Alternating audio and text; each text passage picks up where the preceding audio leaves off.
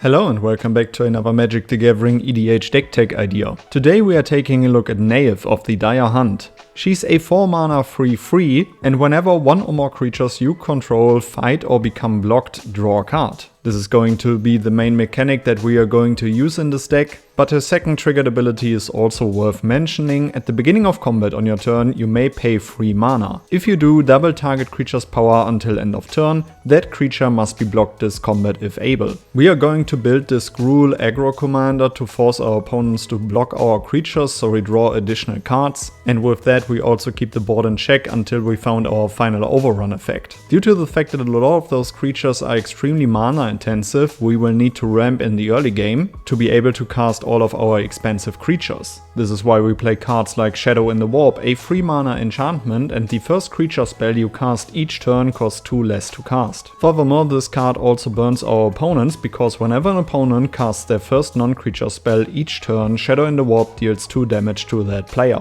We also play Sky Shroud Claim, a 4 mana sorcery, search a library for up to 2 forest cards, put them onto the battlefield and then shuffle. My favorite dinosaurs also included in this deck: Ranging Raptors, a 3 mana 2/3, and when it is dealt damage you may search a library for a basic land card, put it onto the battlefield tapped and then shuffle. Due to the fact that we also play a lot of cards that force a fight between creatures, Ranging Raptors is a great card in this deck simply because we can take out our small opponent's creatures with fighting them against Ranging Raptors.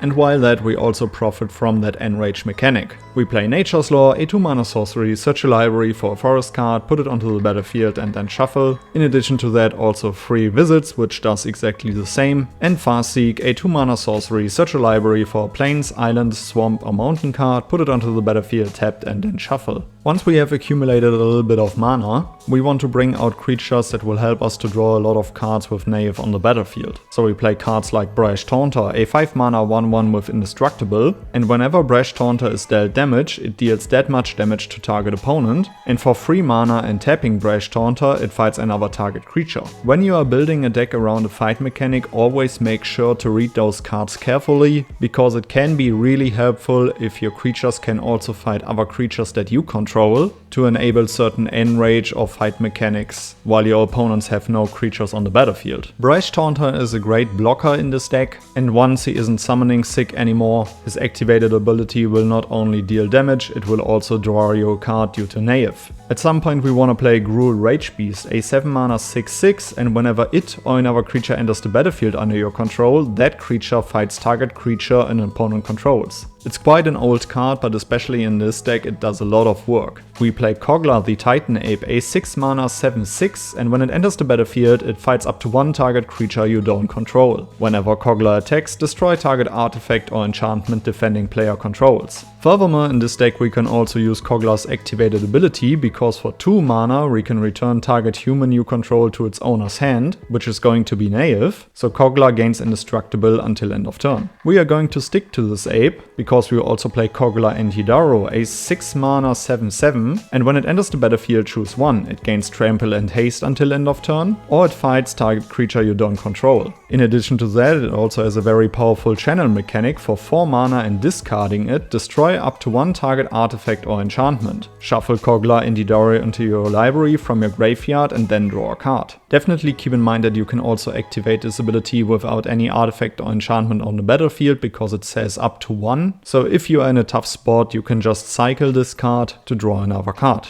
And in addition to that, this is an activated ability that you will use from your hand, so it's going to be tough for your opponents to counter this one. We also play Fawn Mammoth, a 7 mana 6/6 with Trample, and when it or another creature enters the battlefield under your control, it fights up to 1 target creature you don't control. Again, this is up to, so you don't have to fight another creature, but in most cases you will to draw that additional card. My favorite card in this deck is Doise of Calamity, a 5 mana 6/6 with Trample, and when it deals 6 or more damage to an opponent, destroy target land that player controls. This card will rarely need a fight effect, simply because your opponents will think twice about it to let this one get through, as they would simply lose one of their lands. So there is a pretty high chance that they will block this creature and then you would still draw a card. As I have mentioned earlier, we probably won't use Neyith triggered ability at the beginning of combat, simply because there are cheaper ways to trigger this mechanic. For example, with cards like Pit Fight, a 2 mana instant, target creature you control fights another another target creature. Definitely worth mentioning about this card is that you can also let creatures fight against each other that only you control, because Pit Fight doesn't say target creature you don't control. We play Tail Swipe, a 1 mana instant, choose target creature you control and target creature you don't control. If you cast a spell during your main phase, the creature you control gets +1/+1 until end of turn. Then those creatures fight against each other. The reason why we are playing snow-covered lands is because of Blizzard Brawl, a 1 mana snow sorcery. Choose target creature you control and target creature you don't control. If you control 3 or more snow permanents, the creature you control gets +1/+0 and gains indestructible until end of turn. Then those creatures fight each other. A really cool enchantment in this deck is Gimli's Reckless Might, a 4 mana enchantment and creatures you control have haste. And whenever you attack, if creatures you control have total power 8 or greater, target attacking creature you control fights up to 1 target creature you don't control. Having a haste enabler in Gruul colors is extremely powerful, and also getting rid of a blocker on attack will not only give you a card due to Neyith, but it will also clear the path for your creatures. We play Duel for Dominance, a 2 mana instant with Coven. Choose target creature you control and target creature you don't control. If you control 3 or more creatures with different powers, put a 1/1 counter on the chosen creature you control. Then those creatures fight each other. We also play Prize Fight, a 2 mana instant, target creature you control fights target creature you don't control and you create a treasure token.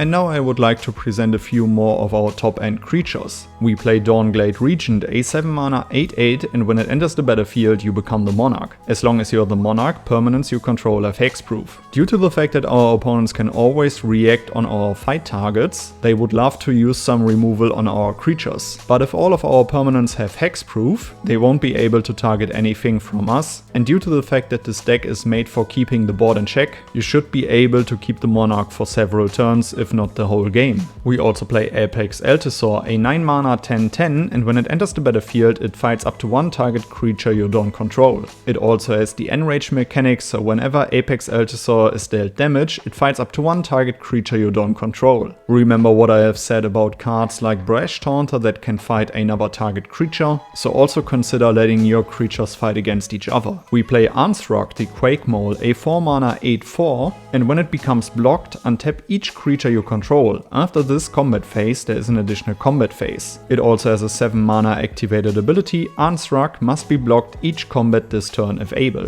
We can replace his activated ability with Neyith's triggered ability, as it is much cheaper and will also pump up Ansrok. We play Ulvenwald Tracker, a 1 mana 1/1, and for 2 mana and tapping it, target creature you control fights another target creature. This is another enabler that lets creatures you control fight against each other, which you should always keep in mind when playing this deck. We play Freestrider Lookout, a 3 mana 3/3 with Reach, and whenever you commit a crime, look at the top 5 cards of your library. You may put a land card from among them onto the battlefield tapped. Put the rest on the bottom of your library in a random order. This ability triggers only once each turn. Letting creatures fight against each other will always trigger a crime, and due to the fact that we play a lot of instant fight mechanics, we can profit from multiple Freestrider Lookout triggers in one turn cycle, which can definitely ramp you heavily. Last but not least, we also play Vorinclex, a 5 mana 6/6 with Trample and Reach, and when it enters the battlefield, search a library for up to 2 forest cards, reveal them and put them into your hand. This is not only a really cheap and big body that will fix your land drops for the next 2 turns, but it also has an activated ability. For 8 mana you can exile it and then return it to the battlefield transformed under its owner's control. Its backside is a saga, the Grand Evolution. On the first chapter you mill 10 cards and then you put 2 creature cards from among them onto the battlefield. On the second chapter you distribute 7 +1/+1 counters among any number of target creatures you control, and the relevant chapter in this deck is the third one. Until end of turn, creatures you control gain for 1 generic, this creature fights target creature you don't control. You also exile the Grand Evolution and then return it to the battlefield, which will give you another Vorinclex ETB trigger. You want to win more? You get it. As I have mentioned earlier, you will keep the board in check and keep drawing cards with Neyith until you have found one of your final overrun effects. One of my personal favorite overrun effects is Overwhelming Stampede, a 5 mana sorcery